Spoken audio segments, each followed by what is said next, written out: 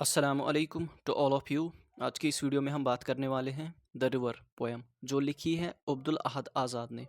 आज की इस वीडियो में हम कौन से टॉपिक्स कवर करेंगे। सबसे पहले हम राइटर का इंट्रोडक्शन देखेंगे। उसके बाद जो ये पोएम है द रिवर, इसकी समरी डिस्कस करेंगे और लास्टली थीम डिस्कस करेंगे। इसके थीम्स बहुत ज़्यादा इंपॉर्टेंट हैं तो उनको भी हम डिस्कस करेंगे। तो इसका जो इंट्रोडक्शन है, राइटर का इंट्रोडक्शन, तो वो थोड़ा सा लंबा होगा ताकि आपको कंटेक्स्ट पता चले कि जो आज़ाद हैं उसने किन सर्कमस्टेंसेस में ये जो पोएम है ये लिखी है या किन चीज़ों ने उसे मजबूर किया कि वो ये पोएम लिखे। तो बिना टाइम वेस्ट किए वीडियो शुरू करते हैं। Abdul Ahad Azad 1903 Ranger Budgam 1948 is a renowned Kashmiri poet, translator and critic. Abdul Ahad Azad जो हैं उनकी पैदाइश हुई थी 1903 में। रेंजर एक विलेज है बडगाम में, वहाँ पे उनकी पैदाइश हुई थी और 1948 में उनकी डेथ हो गई। वो कश्मीर का एक मशहूर पोएट था, शायर था, ट्रांसलेटर था और क्रिटिक भी था। Azad joined the Dogra administration as a primary teacher in a nearby village but was later transferred to Tral primary school. तो जो आज़ाद थे सबसे पहले उन्होंने काम किया डोगरा एडमिनिस्ट्रेशन में एज अ प्राइमरी टीचर, एक पास ही के एक गांव में। तो उसके बाद उसकी तब्दीली हो गई त्राल प्राइमरी स्कूल में। Poetry was his first love, तो पोइट्री से उसे बहुत ज़्यादा मोहब्बत था, तो सबसे पहली मोहब्बत भी उसकी पोइट्री ही थी। He once remarked that he could not be anything but a poet. तो उसने एक बार बताया कि वो अपनी ज़िंदगी में कुछ और नहीं बनेगा, बस एक पोइट बनेगा, एक शायर बनेगा। He started writing lyrics at the age of 18 using his pen name Azad the Janbaz and finally Azad again. तो उसने 18 साल की उम्र में लिरिक्स लिखना स्टार्ट कर दिया था अंडर हिज पेन नेम। उसका जो तखल्लुस था वो सबसे पहले था आज़ाद, उसके बाद उसने रखा जाम्बाज और फाइनली फिर आज़ाद रखा again. He was probably the greatest modernist poet Kashmir has ever seen. तो वो कश्मीर का सबसे बड़ा मॉडर्निस्ट पोएट था जो कि कश्मीर ने इससे पहले कभी देखा हो। His modern outlook was based on the events that happened in his age and before his own eyes. तो उसका जो मॉडर्न आउटलुक था, जो नज़रिया था उसका, मतलब मॉडर्न वर्ल्ड का, तो वो इसके बेसिस पे था क्योंकि अगर उसके टाइम पीरियड की बात करें तो 1903 से 1948 तक है। तो उस टाइम पे दुनिया में बहुत सारी चीज़ें हुई थी जिनका असर पूरी दुनिया पे पड़ रहा था। मतलब एक जगह अगर कोई चीज़ हो रही थी तो उसका असर पूरी दुनिया पे पड़ रहा था, जिसकी वजह से इसके ऊपर भी असर पड़ा और इन टर्न इसकी जो पोइट्री है उसमें भी वो असर देखने को मिला। During a short span of life, he witnessed a ravage of the First World War, World War Second। तो उसका जो टाइम था ज़िंदगी का, तो वो मतलब बहुत कम टाइम गुजारा है उसने। तो खाली 45 उसकी उम्र थी।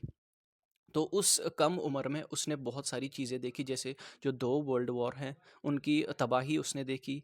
He also saw the Russian Revolution of 1917, the Great Depression of 1930, the rise of INC against the British and the rise of Muslim League against Hindu domination। तो उसने बहुत सारी चीज़ें देखी, वर्ल्ड वॉर देखे उसने उसने रशियन रेवोल्यूशन देखा 1917 का, जो कि मतलब पीजेंट्स वगैरह ने किया था, जो उस टाइम की गवर्नमेंट थी उसको ख़त्म करने के लिए और वहाँ पे कम्युनिज्म को एस्टेब्लिश करने के लिए। तो ग्रेट डिप्रेशन उसने देखा 1930 का, जो आईएनसी इंडियन नेशनल कांग्रेस है उसका राइज उसने देखा, जो कि ब्रिटिशर्स के अगेंस्ट में काम कर रही थी ताकि जो ब्रिटिश हैं वो पूरे इंडिया से निकल जाए और हमें आज़ादी मिले। And rise of Muslim league against Hindu domination. तो जो मुस्लिम लीग जो 1906 में ही बनी थी, क्योंकि जो मुस्लिम्स हैं उनको ऐसा लग रहा था कि जो आईएनसी है उसमें खाली जो हिंदू हैं वो डोमिनेट हैं, तो इसके लिए हम एक सेपरेट ऑर्गेनाइजेशन बनाएंगे जो मुस्लिम्स के लिए काम करेगी। The brutalities of the Dogra rule, famines and poverty in Kashmir, the revolt of 1931। तो जो आज़ाद थे उन्होंने जो डोगरा रूल है वो जुल्म कर रहा था लोगों के ऊपर, तो वो उसने देखा क्योंकि डोगरा रूल चल रहा था 1846 से ही 1947 तक कश्मीर में। उससे उसके साथ ही साथ फेमाइनस जो कहत है वो देखे उन्होंने, और कश्मीर में गरीबी देखी उनने, और जो रिवोल्ट है 1931 का तो वो भी देखा उसने, जो जो कि लोगों ने किया था डोगरा एडमिनिस्ट्रेशन के खिलाफ। The poet Azad allowed every inch of Kashmir and advised its inhabitants to do so। तो जो पोइट है आज़ाद, उसको कश्मीर की जो ज़मीन है वो बहुत पसंद थी, यहाँ के लोग बहुत पसंद थे, और वो ये लोगों को यही एडवाइस करते थे, यही मतलब मशवरा देते थे कि आप भी ऐसा ही करो। The poet makes people aware that our pathetic condition is neither permanent nor because it's written somewhere in our destiny. तो जो पोएट है वो लोगों को यहाँ पे बताते हैं, लोगों को अ, इस बात से अवेयर करते हैं कि जो हमारी ये कंडीशन है, जो खस्ता हालत है, ये ना तो हमेशा के लिए है और ना ही ये हमारे किस्मत में लिखी है। The present condition can only be explained through evils, injustice, superstitions and oppression in our society. तो ये जो प्रेजेंट हमारी जो खस्ता हालत है, ये इसलिए नहीं है, ये ना तो परमानेंट है और ना तो हमारी किस्मत में लिखी गई है, ठीक है। और ये बस इसलिए है क्योंकि हमारे समाज में बुराई है, ठीक है, इनजस्टिस है, कि इक्वालिटी नहीं है हमारे समाज में। सुपरस्टिशंस जो हैं वो ज़्यादा प्रोवेलेंट हैं, जैसे मतलब खुदा को छोड़ के बाकी चीज़ों के ऊपर यकीन रखना। तो ऑपरेशन इन आवर सोसाइटी, तो जो हमारी सोसाइटी है इसमें जुल्म हो रहा है, लोग एक दूसरे के ऊपर जुल्म कर रहे हैं, और जो गवर्नमेंट है, जो मतलब रूल कर रही है यहाँ पे, जो डोगरा एडमिनिस्ट्रेशन यहाँ पे रूल कर रही है, तो वो भी लोगों के ऊपर जुल्म कर रही है। He compares present with our rich and glorious past. तो जो पोएट हैं वो मतलब जो उस टाइम जो वो टाइम था उसको रिलेट कर रहे हैं पास्ट के साथ, कि जो हमारा पास्ट था तो वो कितना रिच था, कितना मतलब शानदार था, बट अभी जो हमारी कंडीशन है वो बहुत ख़राब है। He focused on action and urged his people to work ceaselessly towards changing their situation. तो वो उसने इस चीज़ पे जोर दिया, उसने एक्शन करने पे जोर दिया कि लोगों को जो है एक्शन लेनी चाहिए, लोगों को काम करना चाहिए, जो मतलब एक ही जगह पे स्टक नहीं रहना चाहिए, एक ही जगह पे नहीं रहना चाहिए, कुछ ना कुछ करना चाहिए अपनी जो कंडीशन है उसको बदलने के लिए, और कंटिन्यूअसली काम करना चाहिए कि ताकि उनकी जो हालत है, लोगों की जो हालत है वो ठीक हो जाए। A college in Srinagar has been named after Azad as a tribute to the social reformer and literary figure. तो श्रीनगर में एक कॉलेज है जो कि इसके नाम पे ही रखा गया है एज ए ट्रिब्यूट, क्योंकि ये सोशल रिफॉर्मर था, सोसाइटी में चेंज लाना चाहता था, एंड लिटरेरी फिगर तो अदब से रिलेटेड एक शख्सियत थी। He rightly said in one of his poems, Kalhana गनीत सरफी Sohrab करियम आबन सुई आब साइन बापत जहरी लाल आस्या। तो जो आज़ाद हैं वो अपनी पोइट्री में कहते हैं, कलहन गनीत सरफी सहराब करियम आबन। कलहन मतलब जिसने राज तरंगनी लिखी है हिस्ट्री ऑफ कश्मीर के बारे में, गनी जो कि एक पोइट था, सरफी जो कि एक सूफी सेंट था। तो पोइट यहाँ पे कहते हैं कि ये जो तीन शख्सियत थी, तो इनको जिस पानी ने पाला तो क्या वही पानी हमारे लिए जहर हो सकता है। तो बेसिकली यहाँ पे सिंबॉलिक मीनिंग है कुछ के, जो मतलब ज़मीन है जिसने इन जैसी शख्सियत को यहाँ पे जन्म दिया, तो क्या वही ज़मीन मतलब क्या ये वही ज़मीन है जिस पे इतनी ज़्यादा पुअर्टी है, इतनी ज़्यादा जुल्म सितम हो रहा है। His famous works are कुलियात आज़ाद, हराम सबा, कश्मीरी ज़ुबान and Shayari, 3 volume treatise is considered a masterpiece। तो उसके कुछ फेमस वर्क्स हैं जैसे कुलियात आज़ाद हो गया, हराम सबा है, कश्मीरी ज़ुबान एंड शायरी जो कि 3 वॉल्यूम में आई थी, जो कि एक मास्टरपीस कंसिडर किया जाता है। He was a modernist, he was a communist and egalitarian. तो वो एक मॉडर्निस्ट था जो मॉडर्न चीज़ों के बारे में लिखता है, वो तो मैंने बताया था। कम्युनिस्ट, कम्युनिस्ट एक ऐसा इंसान होता है, कम्युनिस्ट पहले हम कम्युनिज्म समझते हैं तो कम्युनिस्ट समझना इजी होगा। कम्युनिस्ट फिर वही है जो कि कम्युनिज्म को फॉलो करे। तो कम्युनिज्म जो है ये एक पॉलिटिकल और इकोनॉमिक सिस्टम है जिसमें कि जो सारी चीज़ें हैं स्टेट ओन करती है। कोई भी सेक्टर हो, चाहे एजुकेशन का हो, चाहे हेल्थ का हो, चाहे रेलवेज़ का हो, कोई भी सेक्टर हो, वो गवर्नमेंट के अंडर आता है, वो प्राइवेट लोगों के पास नहीं होता। और एक और बिलीव भी है, एक और कॉन्सेप्ट है जिसके ऊपर ये मतलब फोकस करते हैं, तो वो ये है कि हर कोई जो है वो इक्वल है, हर किसी को इक्वल प्रॉफिट, मुनाफा मिलना चाहिए। कैपिटलिज्म के बिल्कुल खिलाफ है ये। तो एक इंसान जो कि कम्युनिज्म को फॉलो करे उसे कम्युनिस्ट कहते हैं। तो वो एगेलिटेरियन भी था। एगैलिटेरियन एक ऐसा इंसान होता है जो कि इस चीज़ में बिलीफ रखता हो कि हर कोई इंसान जो है वो इक्वल है और हर किसी इंसान को इक्वल अपॉर्चुनिटीज़ मिलनी चाहिए। About poem, the river Dariyav is a famous poem written by Abdul Ahad Azad. ये जो पोएम है द रिवर, ये लिखी है अब्दुल अहद आज़ाद ने। तो चूँकि ये इसकी ट्रांसलेशन जो है वो कश्मीर से की गई है, तो कश्मीरी में इसका जो टाइटल है वो है दरियाव, और इंग्लिश में the river. It's a long 15 stanza poem which does not follow any rhyme scheme. तो 15 स्टेंजा वाली एक लॉन्ग पोएम है जिसकी कोई राइम स्कीम भी नहीं है। The poem was translated by TN. Raina. तो इस पोएम को ट्रांसलेट किया गया था टी.एन. रैना ने। The river features in modern poetry selection 2008। तो मॉडर्न पोएट्री सिलेक्शन 2008 में भी इसे फीचर किया गया था। The river summary. तो ये जो रिवर है इसकी समरी डिस्कस कर लेते हैं अब। The poem the river by Abdul Ahad Azad implores the natives of his country to accept change and actively evolve themselves stage by stage to new experiences and opportunities which will lead to the reconstruction of the society। तो ये जो poem है अब्दुल अहद आज़ाद की the river, तो ये implore करता है, implore in the sense कि ये रिक्वेस्ट करता है इसके जो नेटिव्स हैं, जो कश्मीर के जो लोग हैं, उनको ये बोलता है कि आप जो चेंज है उसको एक्सेप्ट करो, जो तब्दीली है उसको एक्सेप्ट करो और कदम कदम पे अपने अंदर तब्दीली लाओ, ताकि आप जो नई चीज़ें हैं उनका एक्सपीरियंस कर सको, जो मतलब आपको नए नए मौके मिलेंगे। और उससे क्या होगा कि जब आप अपने अंदर चेंज लाओगे, अपने अंदर तब्दीली लाओगे, तो उससे फिर जो सोसाइटी है हमारी, तो उसमें भी तब्दीली आएगी। आपको ऐसे ही किसी जगह पे स्टक नहीं होना है, मतलब हमेशा कुछ ना कुछ करते रहना है, हमेशा काम करते रहना है और तब्दीली लानी है समाज में। The river stands apart from the major tradition of Kashmiri poems whose themes were either romantic love or mystical experience।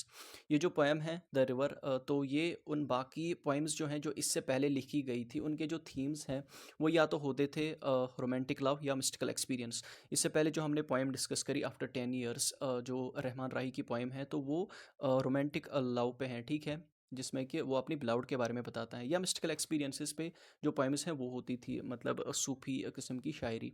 But इसने इस ट्रेंड को चेंज किया और इसने मॉडर्न चीज़ों के बारे में लिखना स्टार्ट कर दिया, कि सोसाइटी में क्या हो रहा था उनके बारे में लिखना स्टार्ट कर दिया, तो इसने इस ट्रेंड को पूरा चेंज कर दिया फिर।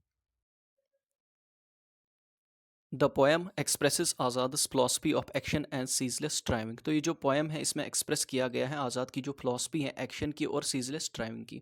तो बेसिकली जो पोएट है वो कहना चाहता है कि हमें एक्शन लेनी है एंड सीजलेस स्ट्राइविंग करनी है। सीजलेस स्ट्राइविंग का मतलब है, सीजलेस मतलब कंटिन्यूसली काम करना, और स्ट्राइविंग का मतलब है किसी चीज़ के पीछे लग जाना, तब तक लग जाना जब तक कि वो चीज़ हमें हासिल ना हो, तब जब तक हमें मंजिल ना मिले तब तक उस चीज़ के पीछे भागते रहना है। तो बेसिकली यही इसकी फिलोसफी है। The poet uses the river as his mouthpiece to focus on his idea of equality and announce the mission of demolishing human-made artificial distinctions। तो जो पोएट है वो रिवर को यूज़ करता है एज इज माउथ पीस, मतलब अपनी बात कहने के लिए वो रिवर को यूज़ करता है। बेसिकली वो खुद ये बात कहना चाहता है, बट रिवर के ज़रिए से अपनी बात जो है वो लोगों तक पहुंचाता है, और फिर इस आइडिया के ऊपर जोर देता है कि इक्वालिटी होनी चाहिए, और ये बताता है कि ये जो इंसानों ने जो क्रिएट करे हैं ह्यूमन डिस्टिंक्शंस, जैसे कोई हाई कास्ट का है, कोई लो कास्ट का है, कोई अमीर है, कोई गरीब है, कोई काला है, कोई सफ़ेद है, तो इन चीज़ों को ख़त्म करना है। तो बेसिकली यही इसकी आइडियोलॉजी है। The river becomes the narrator and voice of the poet continuing his hatred for inertia and love actions. तो ये जो रिवर है ये नरेटर बनता है, ये पोएम को नरेट कर रहा है, and voice of the poet, तो जो पोएट की ज़ुबान है तो वो यही रिवर बनता है। और फिर ये जो रिवर है इसे इनर्शिया बिल्कुल भी पसंद नहीं। इनर्शिया का मतलब होता है लैक ऑफ एनर्जी, तो ये हमेशा एनर्जी में रहना चाहता है, और इसे एक्शन लेना पसंद है, हमेशा मतलब मूवमेंट करना इसे पसंद है, हमेशा हरकत में रहना इसे पसंद है। It expresses how its unfulfilled wishes gets fulfilled in its restlessness, bubbles, tumult, a loud noise, commotion, disturbance।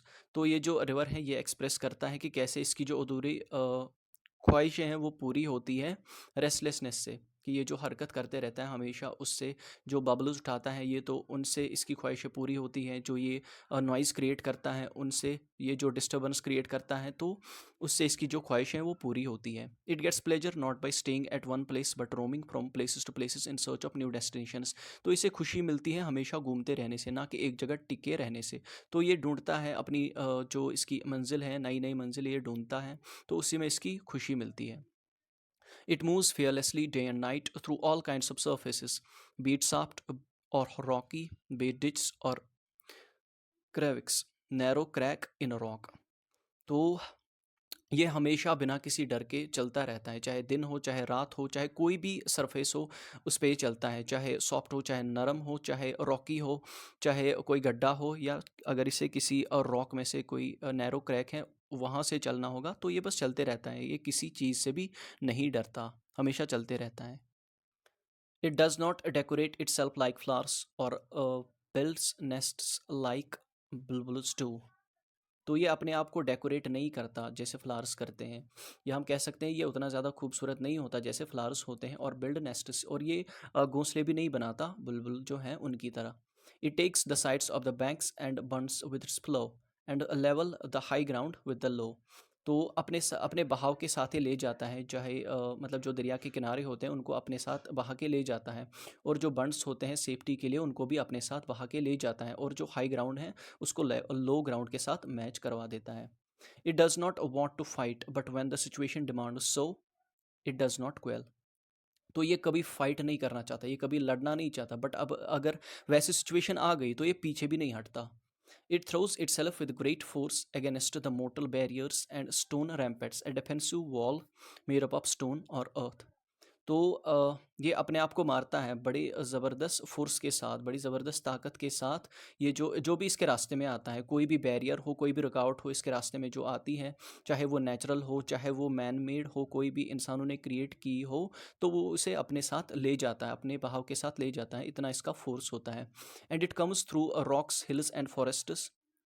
तो ये मतलब पत्थरों से आता है, जो चट्टानें होती है वहाँ से आता है, जो पहाड़ होते हैं वहाँ से आता है, जो जंगल होते हैं वहाँ से आता है। Labours lovers of pleasure sat bath and drink on the banks of it in freedom. तो जो लेबर्स होते हैं, जो मतलब मजदूर होते हैं, जब वो काम करते हैं तो थक जाते हैं, तो फिर उसके बाद ये इसके बैंक्स पे बैठ जाते हैं। या लवर्स ऑफ प्लेजर, चाहे वो नेचर के प्लेजर हो या किसी और काइंड के और टाइप के प्लेजर मतलब लवर हो, तो वो इसके जो बैंक हैं, जो इसके किनारे हैं, वहाँ पे बैठ जाते हैं, वहाँ पे नहाते हैं, वहाँ पे खाते हैं पीते हैं, और उनको कोई नहीं पूछता कि आप ऐसे क्यों कर रहे हो, उनको फ्रीडम होती है। To support Azad's egalitarian views, the river says that its approach towards the bat and nightingale is the same. तो मैंने पहले ही बताया, आज़ाद जो थे वो एक एगैलिटेरियन थे, इक्वालिटी में बिलीफ रखते थे। तो उस चीज़ को सपोर्ट करने के लिए इस पोइम द रिवर में क्या यूज़ हुआ है, जो रिवर है वो ये बताता है कि मेरे लिए जो मेरा अप्रोच है, जो मेरा एटीट्यूड है टुवर्ड्स बैट, चाहे चमगादड़ हो चाहे नाइटिंगेल हो, तो उसके लिए सेम है। बैट जो है वो हम जनरली लेते हैं एक ऐसा जानवर जो कि बुरा है, क्योंकि वो काला है, क्योंकि वो अंधेरे में रहता है, तो वो बुरा जानवर है। और जो नाइटिंगेल है क्योंकि उसकी सुनहरी आवाज़ होती है, तो वो अच्छा बर्ड है। बट इसके लिए कोई अच्छा या बुरा नहीं है, क्योंकि ये जो डिस्टिंक्शन है ये इंसानों ने क्रिएट किए हैं, तो इसके लिए इससे कोई फ़र्क नहीं पड़ता। इसके लिए जैसा बैट है, जैसा चमगादड़ है, तो वैसा नाइटिंगेल है। The high and the low are equal before it. तो चाहे कोई बड़ा है कोई छोटा है, मतलब जात में या और कोई जो डिस्टिंक्शन है जो इंसानों ने क्रिएट किए हैं, तो इससे कोई फ़र्क नहीं पड़ता। इसके लिए इसके सामने हर कोई इक्वल है। It does not wait for any one, whether Muslims, Hindus, rajas, nawabs, instead they pay respect to it. तो ये किसी के लिए भी नहीं रुकता, चाहे मुसलमान हो, किसी के लिए भी ये वेट नहीं करता, चाहे मुसलमान हो, चाहे हिंदू हो, चाहे राजा हो, चाहे नवाब हो। इंस्टेड बदले में क्या होता है कि जो वही जो लोग हैं तो वो इसे रेस्पेक्ट करते हैं, बट ये किसी के लिए भी नहीं रुकता। It's not in need of any flattery nor is it eager for childish frolics to behave in a playful way. तो इसे झूठी तारीफ़ों की भी ज़रूरत नहीं है, और ना तो इसे ये चीज़ पसंद है कि कोई इसे मतलब एक चाइल्डिश फ्रॉलिक्स जो होते हैं, फ्रॉलिक्स का मतलब होता है to behave in a playful way, तो बच्चों की तरह मतलब अगर इसके साथ कोई ट्रीट करे तो इसे वो भी पसंद नहीं है। Neither does any one's flattery nor any one's appreciation affect it. तो ना तो किसी की झूठी तारीफ़ें, ना कोई अगर इसे डीमोटिवेट करे। डेप्रिसिएशन का मतलब होता है कि एप्रिसिएशन आपको पता होगा कि किसी को हौसला अफजाई करना, तो डेप्रिसिएशन मतलब उसी का बिल्कुल अपोजिट, मतलब डीमोटिवेट करना। तो उससे इस चीज़ से कोई फ़र्क नहीं पड़ता कि कोई उसकी तारीफ़ें करे या कोई इसे डीमोटिवेट करे, उससे इस चीज़ से कोई फ़र्क नहीं पड़ता। It nose the purpose for which it has come into existence. इसे वो पर्पज़ याद है जिस चीज़ के लिए ये आया है। And no matter what obstacles come in its way, it will act to achieve that purpose without fearing anything। तो नो मैटर, कोई फ़र्क नहीं पड़ता इस चीज़ से कि इसके रास्ते में कोई भी चीज़ आती है, ये उसे अपने साथ बहा के ले जाएगा, और जो इसका पर्पस है, जो इसका मकसद है, उसे हासिल करेगा, और किसी भी चीज़ से नहीं डरेगा। The clouds in the sky and the gift of rain is also because of it. The voice of thunder and flame in the lightning is also because of the river।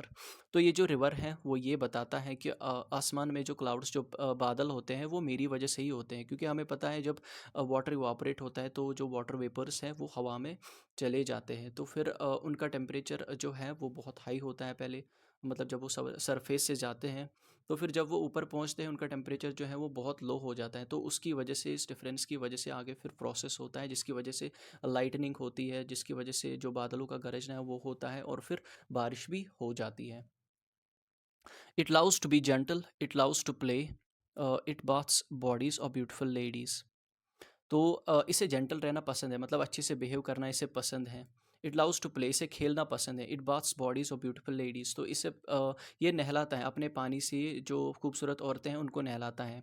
It plays soft tunes on santoor to flowers and bulbuls, but its actual music is the thunder of drums of revolution. तो ये एक instrument होता है संतूर, तो ये उस पे मतलब गीत भी गाता है, ठीक है। किनको गीत गाता है? जो फ्लावर्स होते हैं इसके बैंक पे, या जो बुलबुल्स होते हैं, तो उनके लिए ये गीत गाता है। बट जो इसका एक्चुअल म्यूज़िक है वो उस टर्बुलेंस में है, कि वो जो ये नॉइज़ क्रिएट करता है तो उसमें बेसिकली इसका म्यूज़िक है, ठीक है।